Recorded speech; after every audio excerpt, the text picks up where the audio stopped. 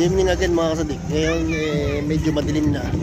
Dito pa rin ako sa Wakra Beach. Kasama ang aking mga ka-charts.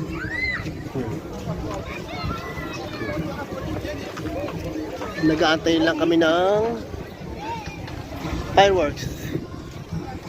Yun.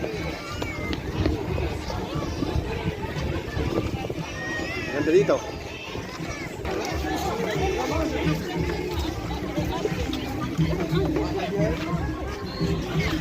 Kumana rasta na ano man.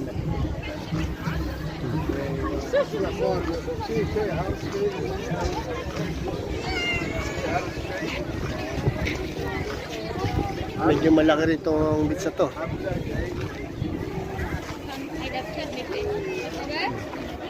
Yung mga tindahan, hindi ang gabi. Hindi na konti dito sa may dito. Diyan lalabas